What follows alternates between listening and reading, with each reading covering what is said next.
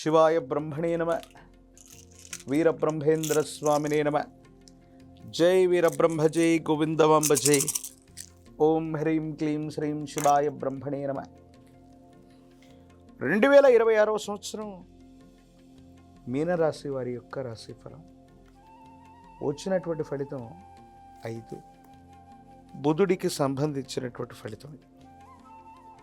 ఓవైపు ఏమో జన్మరాశి జన్మలగ్నంలో శని భగవానుడి యొక్క తీక్షణమైనటువంటి సంచారం, మరో దశ రాహు సంబంధమైన స్థితిగతి. కానీ ప్రశ్నాశాస్త్రాన్ని అనుసరించి వచ్చినటువంటి ఫలితం బుధుడికి సంబంధించిన ఫలితం.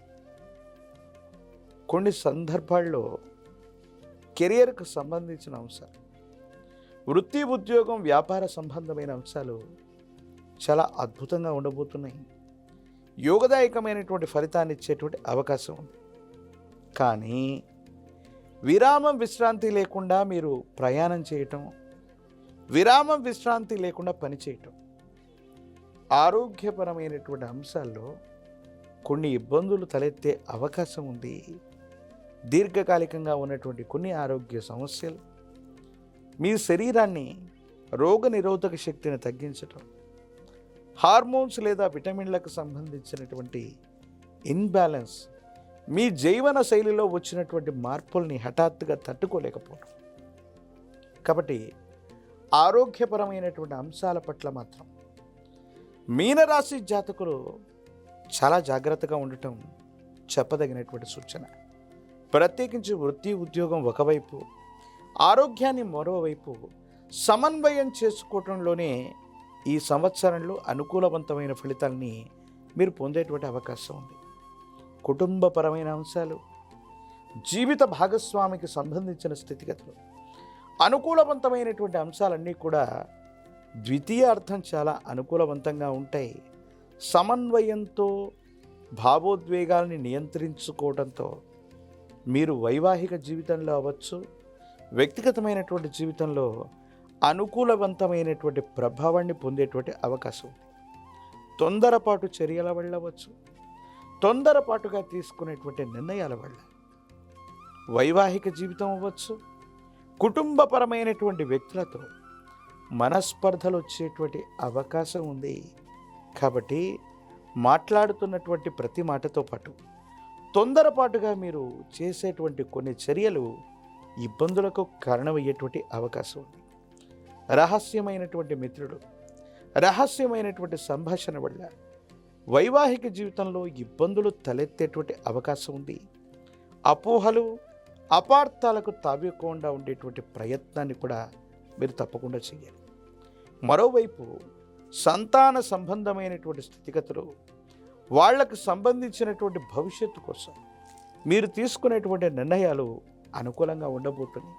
కానీ కొన్ని సందర్భాల్లో మీరు ఆలోచించేటువంటి ఆలోచనకి సంతానం అవ్వచ్చు, కుటుంబ సభ్యులు తీసుకునే నిర్ణయాలు ప్రతికూలంగా ఉండటం మానసికమైనటువంటి వ్యధకి కారణమవుతాయి.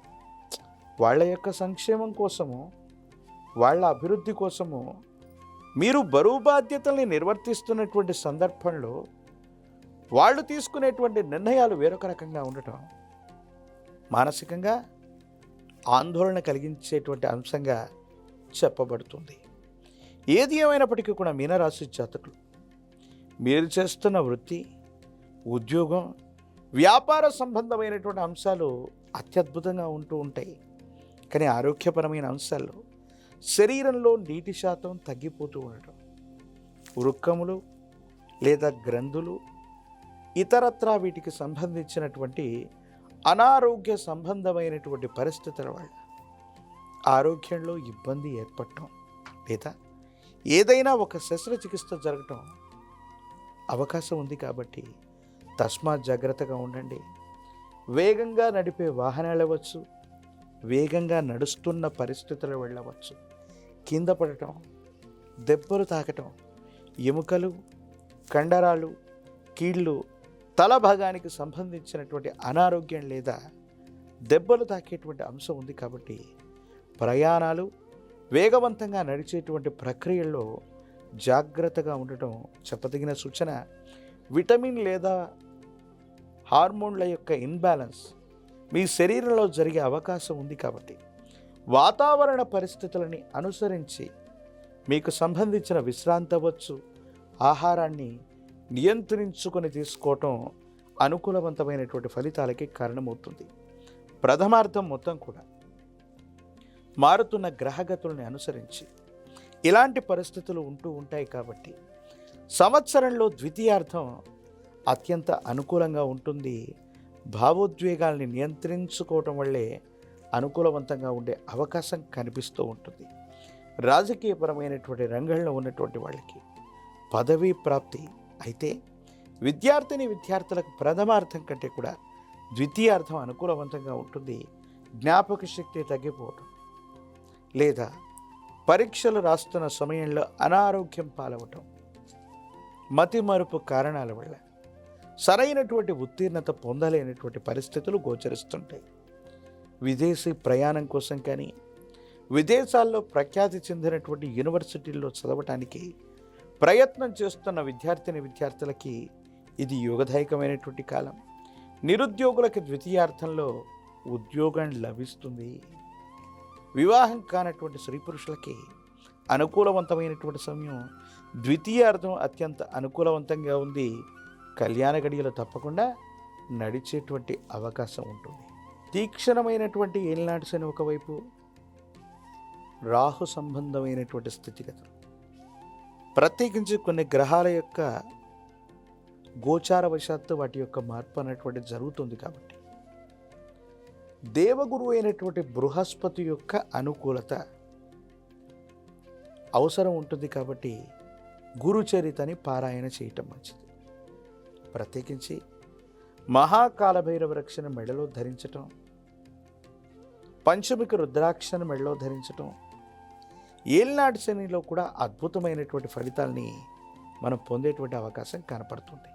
గురుదేవతా స్వరూపాల్లో దత్తాత్రేయ స్వామివారు, వీరబ్రహ్మేంద్ర స్వాముల వారు లేదా దక్షిణామూర్తి ఇటువంటి సద్గురువులని ఆశ్రయించిన, సద్గురు చరితని పారాయణ చేసిన జాతకంలోని సమస్తమైనటువంటి దుర్యోగాలు తొలగిపోయి కష్టాలు తొలగి అనుకూలవంతమైనటువంటి ఫలితాన్ని తప్పకుండా మీరు పొందేటువంటి అవకాశం కనపడుతుంది.